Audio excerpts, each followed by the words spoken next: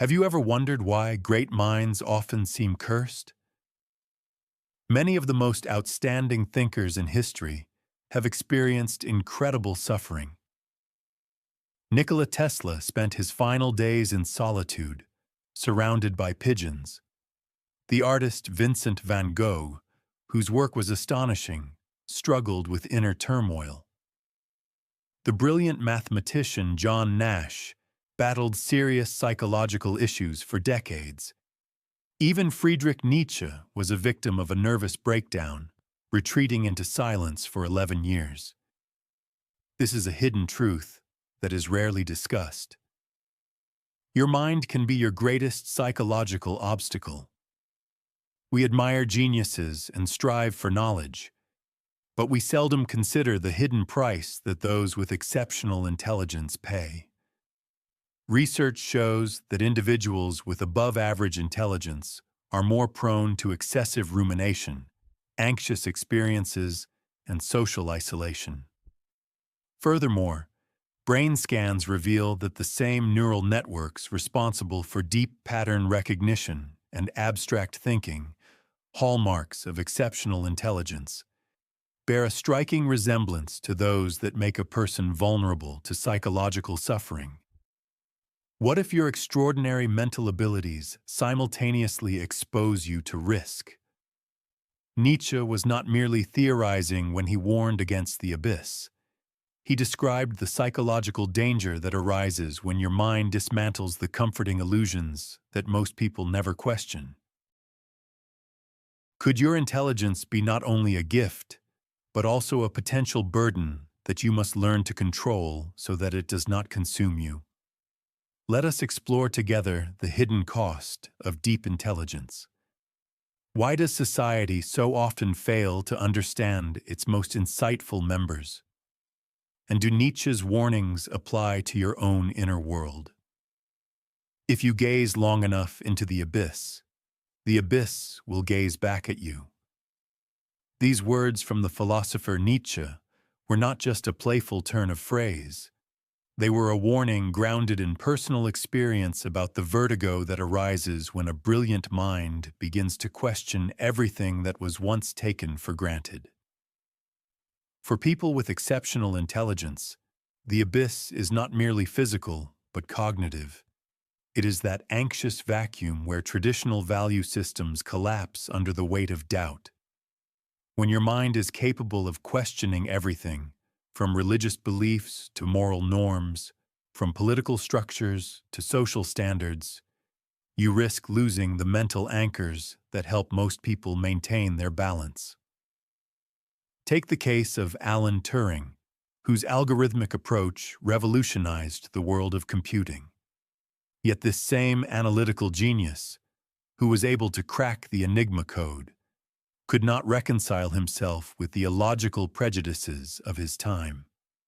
Turing's analytical thinking, which partially echoed Nietzsche's will to power, encountered social boundaries that were impervious to logical analysis. The society that he helped to save ultimately rejected him, not because his logic was flawed, but because it was too insightful. Remember Hypatia of Alexandria, the outstanding mathematician and philosopher of the 4th century, whose intellectual abilities posed a threat to the established authorities. Her desire to challenge conventional beliefs ultimately led to a tragic end. This is a stark example of how society often reacts when exceptional minds challenge fundamental convictions. Most people live within psychological frameworks, not questioning their notions of good and evil, purpose and meaning. This is not merely an opinion.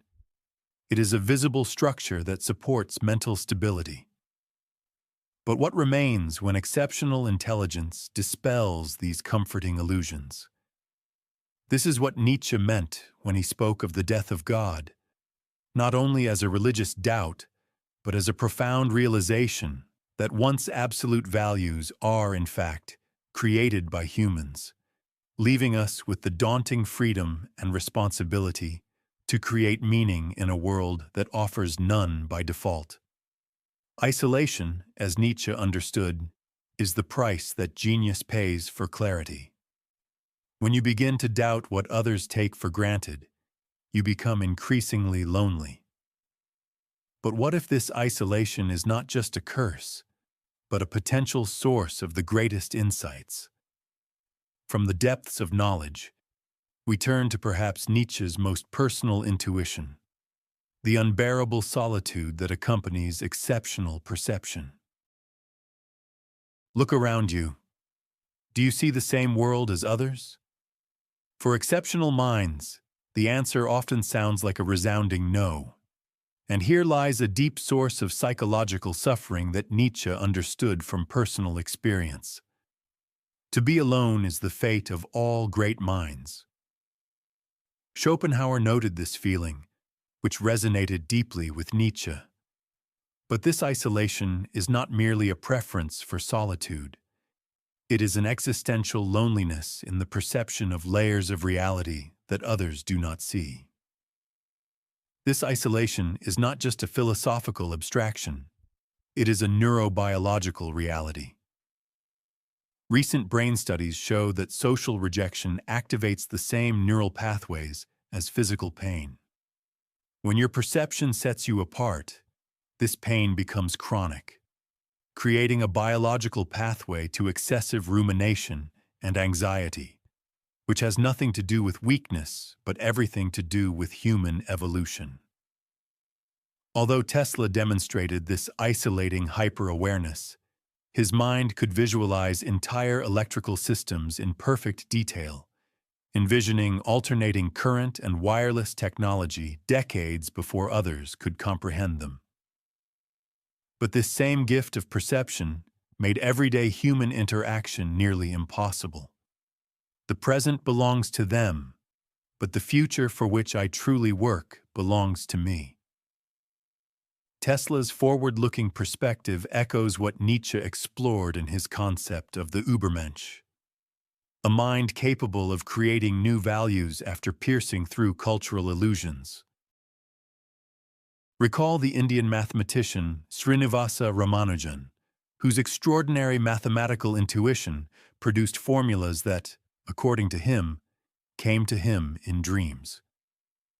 When his colleagues in Cambridge demanded rigorous proofs for ideas he intuitively grasped, Ramanujan existed in a mathematical reality accessible to only a few. His untimely death followed years of isolation, both cultural and intellectual. Imagine for a moment the discoveries you possess that remain invisible to others. How does this awareness affect your relationships with those around you? The perception of time often separates highly intellectual individuals from potential companions. As Tesla grew older, his solitude intensified. While his contemporaries struggled to understand his vision, he could not comprehend their limitations. In his later years, he preferred the company of birds to people, being a brilliant mind too far ahead of his time to find true, like-minded individuals. Nietzsche's brilliance was not only intellectual, but also perceptual. He penetrated through the conventions that others accepted as eternal truths. Without Nietzsche, there is not only philosophical, but also biological insight. An exceptionally intelligent mind functions differently, creating both incredible abilities and incredible vulnerabilities. But what happens when it becomes impossible to turn off this heightened perception, when the mind refuses to settle? It is here that we uncover the next facet of the dual nature of intelligence, at 3 o'clock in the morning. The world sleeps, but your mind is in turmoil, analyzing, connecting, questioning in endless cycles that do not quiet down. This is not simple insomnia. It is what researchers now call relentless mental loops, and it is disproportionately common among highly intellectual individuals. A troubled conscience is a disease. There is no doubt about it. But the disease, like pregnancy, as Nietzsche wrote in on the genealogy of morals, for the exceptionally intelligent becomes a constant awareness that serves as both a burden and a potential source of creativity. This metaphor reflects how intellectual sharpness turns into self-flagellation. The analytical ability to solve complex problems also turns inward, ruthlessly dissecting one's own thoughts and feelings. Another area of neuroscience confirms Nietzsche's intuition. Highly intellectual individuals exhibit increased connectivity between areas of the brain that typically function independently. Imagine this as a system of highways. While most people have local roads connecting nearby towns, a highly intellectual mind has expressways linking distant areas that usually do not interact. This hyperconnectivity allows for the recognition of patterns that define genius, but it also creates a mind resistant to tranquility. When thoughts trigger other thoughts in cascading networks, it leads to what psychologists call ruminative thinking. Repetitive rethinking can lead to constant anxiety. Vincent van Gogh embodied this dual gift. His unusual sensitivity transformed his perception of light, color, and movement, creating art that still moves us today. However, this same sensitivity deprived him of peace. I poured my heart and soul into my work and lost my mind in the process. The tyranny of consciousness, which Nietzsche warned about, turned its victim into an agonist, making his genius and suffering inseparable sides of one and even intellectual intensity. Allow me to propose an experiment. For the next 60 seconds, try not to think about anything. Notice how your consciousness resists this command, generating thoughts about how not to think. This small experiment offers a glimpse into what highly developed minds constantly face: the inability to calm an excessively active mind. The endless recursion of thought is what Nietzsche referred to as the spirit of gravity. The heaviness emanates from a mind that constantly reflects on itself. But what if we could transform this burden into strength? Before exploring this possibility, we should consider perhaps the most brutal burden of intellect: the ability to feel suffering beyond personal experience. Environmental issues threaten countless species. Systemic difficulties cause suffering for billions. Most people are briefly aware of these facts before their protective mechanisms activate, allowing for functional forgetting. But what if your mind does not allow you to look away? Exceptionally intelligent individuals possess these protective psychological filters.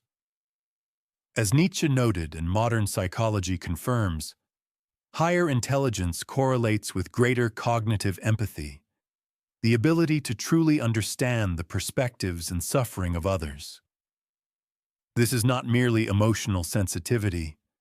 It is a cognitive ability to model complex systems and their impact on people, which uses previous knowledge from a too-clear vision. For a mind capable of grasping both the intimate details of individual suffering and their systemic causes, the resulting tension can be psychologically destructive. Let us remember Rachel Carson, whose scientific excellence allowed her to recognize the ecological consequences of the environmental issues she perceived, which contributed to profound personal suffering. Those who reflect on the beauty of the earth find reserves of strength that will sustain them as long as life exists, she wrote. But this same reflection brought awareness of destruction that few can bear. Similar to the plastic consequences of science in the early 20th century, her abstract thinking was inseparable from the concrete results caused by the technologies her theoretical work helped create. When was the last time you felt overwhelmed by the awareness of suffering beyond your control? How did you manage to function despite this knowledge? Represents one of the greatest problems of intellect. Unlike religious traditions that promise higher justice or redemption, Nietzsche did not offer cosmic consolation. He posed a challenge to embrace life in its full understanding. For intellect, this remains perhaps the most difficult trial: to maintain functionality despite awareness. The knowledge of incapacity is a psychological torment. This is why Nietzsche insisted that knowledge should serve life, not the other way around. How can we reconcile what we know with how we should live? This question leads us to the most dangerous time for intellect, as it compels us to recognize social reality.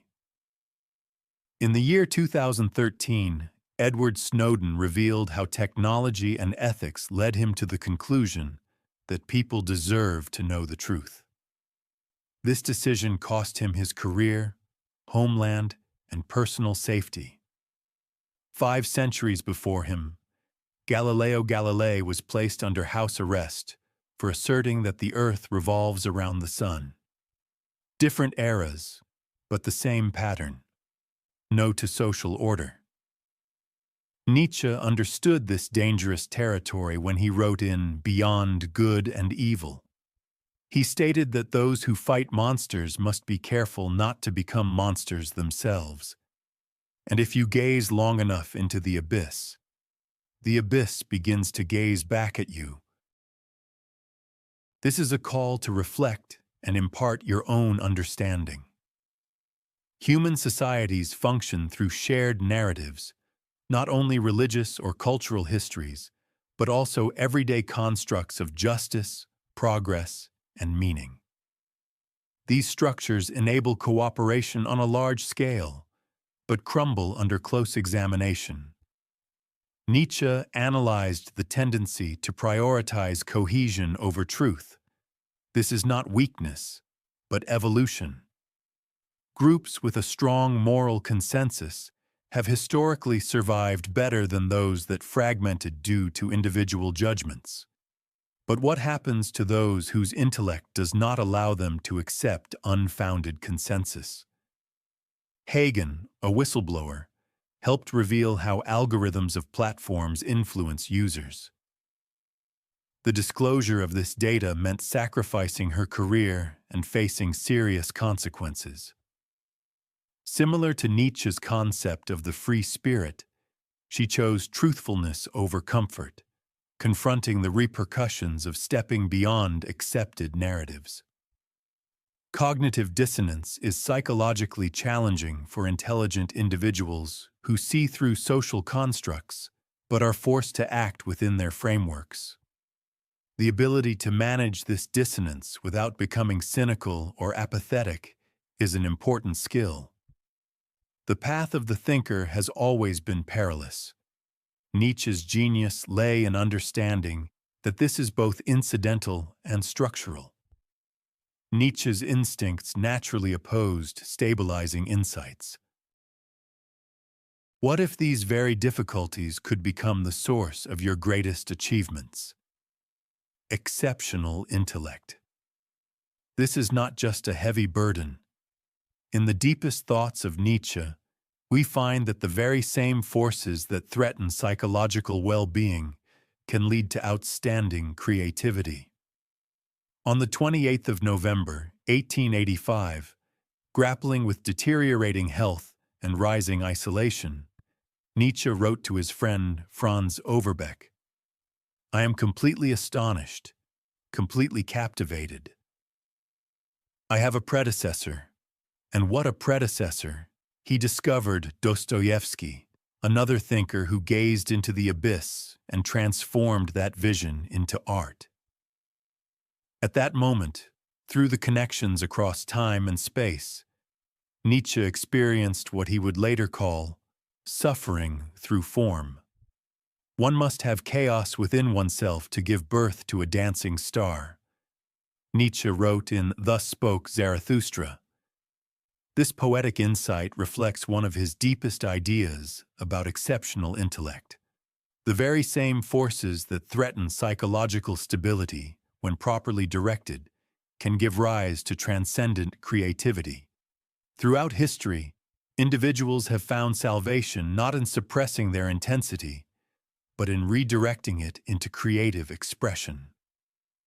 The chaos from seeing too much and knowing too deeply becomes tolerable when transformed into art, science, philosophy, or innovation. Let us remember Ludwig van Beethoven. The loss of hearing, perhaps the most brutal trial for a composer, could have led him to despair. However, this catastrophe, combined with his exceptional musical intellect, compelled him to delve into uncharted territories. He created his late-string quartets in complete silence, exploring emotional and musical dimensions beyond the reach of those with perfect pitch. In this, Beethoven embodied Nietzsche's idea of the will to power as a creative force, transforming it into design. This understanding is best conveyed and transformed by modern neuroscience, which confirms what these artists intuitively understood. Creative expression activates the body's stress hormones. It also engages the prefrontal cortex, providing a structured outlet for chaotic thoughts. For exceptional creative minds, this is not merely self-expression. It is not merely psychological self-regulation. To achieve this integration, it is helpful to find a form of creativity that aligns with your cognitive style, whether it be visual art, coding, music, thinking, or storytelling. The key is consistency. They are sources of inspiration. Regular creative practice allows for continuous psychological processing. Finding the right balance between structure and freedom within the work creates both safety and challenge, which are necessary for the exceptional mind. Creativity transforms into a source of original ideas. Exile into a world of hyper-awareness becomes a unique perspective. The tyranny of consciousness takes the form of concentrated energy. The weight of compassion transforms into a drive for meaningful change. Social conflicts, often leading to alienation, gain a revolutionary vision. This alchemy ultimately transforms the outstanding mind from its own perceptions. But creativity alone is not enough. The question remains, how to maintain a delicate balance between genius and decline?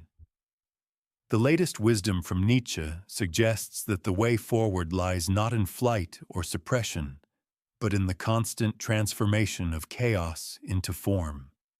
In the year 1887 in Turin, Nietzsche witnessed a master cruelly mistreating a horse.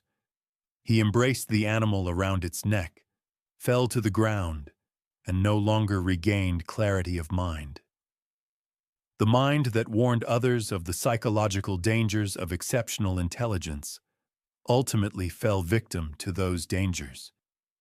But what if Nietzsche had modern tools to philosophically engage with the horse, yet from the perspective of neuroscience? His tragic end was not inevitable. It reflects a limited understanding of his era. You need chaos in your soul to give birth to a dancing star, Nietzsche wrote in Thus Spoke Zarathustra. This was not only a poetic metaphor, but also an invitation for the soul to embrace it and learn to dance with mental intensity. They should not succumb to it. An example of this dance is the mathematician John Nash. After many years of struggling with severe mental health issues, Nash developed what he called a diet of the mind. By learning to recognize and selectively interact with his complex mind, he ultimately returned to mathematical work and received the Nobel Prize. Nash achieved what Nietzsche referred to as becoming who one is, integrating rather than normalizing. A lesson can also be drawn from Temple Grandin, whose autism gave her a unique perception that makes human society complex, but her thinking style revolutionized animal welfare. "I am different, but not less," she asserts. This statement resonates with Nietzsche's emphasis on acceptance rather than suppression of cognitive uniqueness. Imagine that your intellect is not what separates you from others, but a unique tool perceiving different frequencies of reality. It has changed your relationship with your own mind. Can we learn to embrace our mental intensity while finding peace? In conclusion of our exploration, let us reflect on what significance Nietzsche's warnings and wisdom may hold for individuals with exceptional intelligence in the modern world, which has been studied without knowledge and creative interaction with mental intensity. What conclusions can be drawn from Nietzsche's historical examples and contemporary research? The most important point is that exceptional intelligence alone is not a destabilizing factor. It is the connection between intelligence and psychological integration that determines whether legendary talent leads to crisis or breakthrough. Those who successfully live with an exceptional mind are not those who think less deeply, but those who create structures to hold what they perceive. Without music, life would be a mistake, Nietzsche wrote in Twilight of the Idols. This statement reflects an important truth. Preserving aesthetic perception, alongside analytical power, allows intelligence to remain creative rather than destructive. Without this balance, knowledge turns into mere information rather than enlightenment. The modern information environment presents us with unique challenges. We receive more data than a person can process, while social networks simultaneously connect and isolate us. Exceptionally intelligent individuals may feel more informed about the global issues facing humanity, yet experience increasing helplessness in addressing them. For those navigating this environment with outstanding intelligence, several practices become essential. First, strategically select information.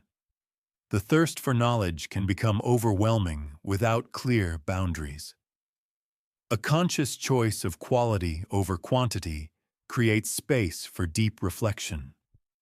Second, develop a personal philosophical system. Whether through existing traditions or self-developed approaches, having structured methods for existential questions prevents constant reevaluation of foundational ideas. Third, find your cognitive group, even if it is scattered across different continents. Online communities, specialized conferences, and collaborative projects connect minds working at similar levels, reducing the isolation caused by exceptional perception. Fourth, cultivate a regular creative practice that transforms insight into tangible expression, whether through writing, art, design, or innovative problem-solving.